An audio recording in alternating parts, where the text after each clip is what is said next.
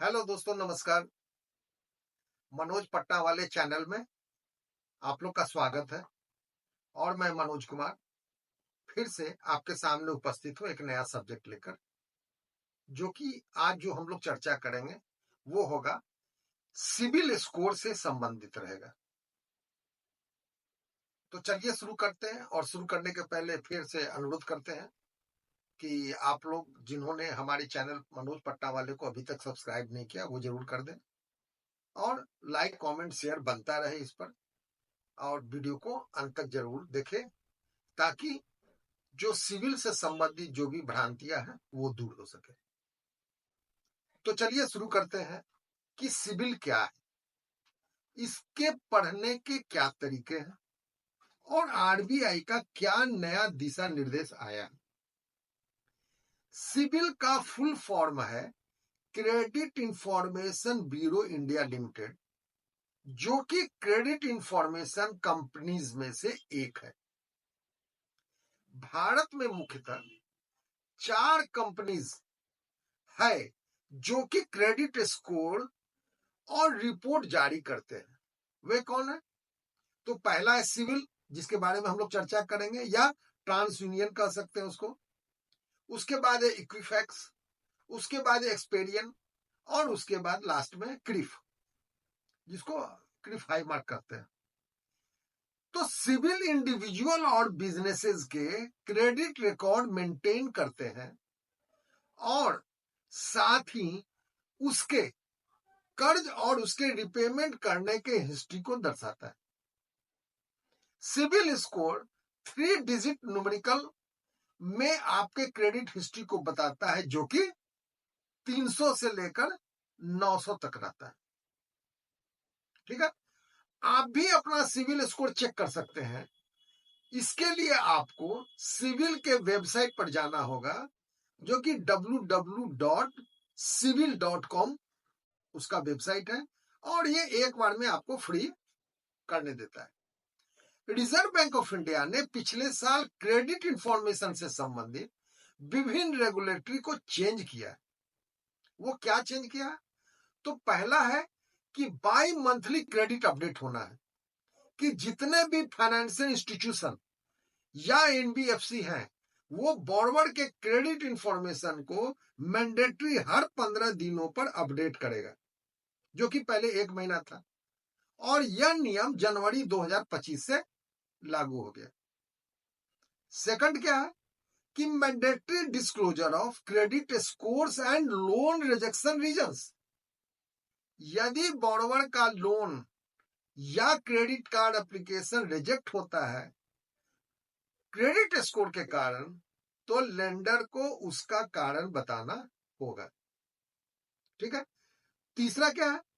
तीसरा है कि free annual credit reports.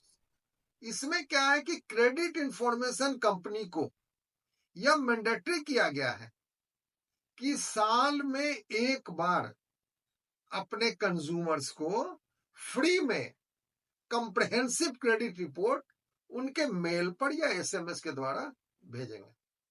Generally mail पर ही, एसएमएस में तो वो रिपोर्ट नहीं आ सकता है, बड़ा है। चौथा क्या है कि क्रेडिट रिपोर्ट चेक जब होगा तो उसका नोटिफिकेशन आएगा। आरबीआई ने यह प्रोविजन किया है कि जब भी फाइनेंशियल इंस्टीट्यूशन या एनबीएफसी हमारे आपके क्रेडिट रिपोर्ट को एक्सेस करेगा, तो आपके मेल या मोबाइल पर एक नोटिफिकेशन जरूर आएगा और उसको भेजना पड़ेगा। पांचवा क्या है? Compensation framework for delayed dispute resolution, कि यदि सिविल स्कोर से संबंधित इंफॉर्मेशन से संबंधित कोई भी डिस्प्यूट है तो उसे 30 दिनों के अंदर में निपटारा करना होगा। नहीं तो क्या होगा? नहीं तो कंज्यूमर को 100 रुपया प्रतिदिन के हिसाब से पैसा देना पड़ेगा, जब तक कि डिस्प्यूट रिजॉल्व नहीं होता है। यह बहुत बड़ी बात उन्होंने कर दी आरबीआई ने। तो जनरली क्रेडिट स्कोर का जो रेंज होता है वो कैसा होता है? वो इस प्रकार है, जैसे -1 या एनए पहला है तो इसका मतलब भी कोई हिस्ट्री नहीं है उसका, क्रेडिट कंपनी के पास उसका कोई अवेलेबल रिकॉर्ड नहीं है। दूसरा है 300 से 500 स्कोर, तो उसमें क्या होता है कि वो पुअर कैटेगरी में आता है। फिर है कि 501 से 650 जिसको एवरेज कहते हैं। उसके बाद है 651 से 750 जिसको कि गुड कहते हैं, और मोर देन 750 को एक्सेलेंट कहते हैं। तो ये आपका क्रेडिट स्कोर का हुआ। डिफरेंट टर्मिनोलॉजी जो यूज होता है सिविल स्कोर में, जब आप रिपोर्ट देखिएगा तो उसके बारे में जान लेते हैं कि अगर 30 दिया हुआ है तो इसका मतलब है कि परफेक्ट पेमेंट हिस्ट्री है उस महीने में उसका नवंबर का। दूसरा है डीपीडी यानी डेज पास ड्यू, यह बताता है कि आपके पेमेंट मिस किया गया है 30 दिन से। यदि आप लोग लगातार पेमेंट मिस करते हैं तो यह क्रेडिट रिपोर्ट 60 दिन दिखाएगा। तीसरा है कि एसटीडी, इसका मतलब है स्टैंडर्ड। ये क्या है कि बोरोवर ने अपने रिपेमेंट को टाइमली और बिना डिले का जमा किया है और करते रहते हैं। फोर्थ क्या है, उसमें आता है सूट फाइल्ड। यदि लेंडर ने अपने बोरोवर के खिलाफ लीगल एक्शन लिया है तो अकाउंट के एनपीए होने के बाद तो वह सूट फाइल्ड दिखाएगा। पांचवा क्या है कि रिटर्न ऑफ शब्द आती है।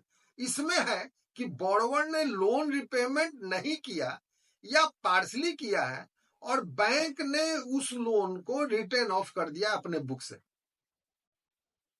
छठा एसएमए, ये तो सभी लोग जानते हैं generally, special mention accounts. SMA show करता है कि यह अकाउंट 90 दिनों के बाद एनपीए हो जाएगा। एसएमए में भी 3 कैटेगरी होते हैं। पहला एसएमए 0, यदि अमाउंट ओवर ड्यू है 30 दिनों तक तो एसएमए 0 में है। एसएमए 1 अगर दिखा रहा है तो अमाउंट ओवर ड्यू है 30 दिनों से ज्यादा और 60 दिनों से कम। और तीसरा एसएमए 2 कि यदि अमाउंट 60 दिनों से ज्यादा और 90 दिनों तक ओवर ड्यू हो तो। सातवां एलएसएस उसमें टर्मिनोलॉजी आता है, यानी लेंडर सेटल्ड स्टेटस। यह दिखाता है कि उस लोन को फुल अमाउंट के जगह पर कम अमाउंट देकर अमाउंट को सेटल किया यानी कंप्रोमाइज किया है बैंक के साथ, फाइनेंशियल इंस्टीट्यूशन के साथ। आठवां एनपीए जो कि नॉन परफॉर्मिंग एसेट कहलाता है। यदि लोन रिपेमेंट 90 दिनों से ज्यादा हो गया तो वो एनपीए दिखाता है। अब क्या है नौवां टाइप ऑफ अकाउंट्स, उसमें जो शब्द आते हैं जैसे पीएल आएगा तो पर्सनल लोन कहलाएगा, सीसी आएगा तो क्रेडिट कार्ड, एचएल आएगा तो होम लोन, टीएल है तो टर्म लोन, एएल है तो ऑटो लोन, ओडी है तो ओवरड्राफ्ट। इस तरह टर्मिनोलॉजी उसमें आता है जो कि आप देखिएगा अपने रिपोर्ट में तो वो दिखेगा। 10वां क्या है कि कंट्रोल नंबर उसमें रहता है, कि ऊपर में कंट्रोल नंबर 9 डिजिट का रहता है सिविल रिपोर्ट में, जो कि वो हर बोरोवर का एक आइडेंटिफिकेशन नंबर होता है कंज्यूमर का। इससे आप सिविल रिपोर्ट को ट्रैक कर सकते हैं। ठीक है। 11वां क्या है, CUR एक वर्ड टर्मिनोलॉजी आता है, यानी क्रेडिट यूटिलाइजेशन रेशियो। यह क्या है कि टोटल क्रेडिट लिमिट जो आपका है उसके यूज को परसेंटेज में बताता है। 12वां क्या है, वो पॉइंट आएगा सिक्योर्ड अनसिक्योर्ड लोन का। तो यह बताता है कि लोन सिक्योर्ड है कि अनसिक्योर्ड है, या कोलेट्रल उसमें लिया गया है कि नहीं लिया गया, उसके बारे में बताता है।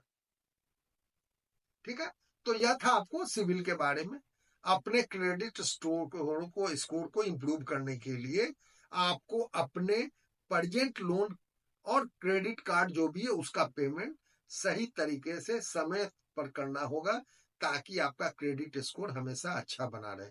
बहुत लोग के पास पैसा रहते हुए भी लोग टाइमली नहीं जमा कर पाते हैं, तो उसके लिए क्रेडिट स्कोर खराब हो जाता है। तो ये वीडियो आपको कैसा लगा कमेंट करके जरूर बताइएगा। अगले वीडियो में फिर नए सब्जेक्ट के साथ मैं उपस्थित होऊंगा। तब तक के लिए नमस्कार, धन्यवाद।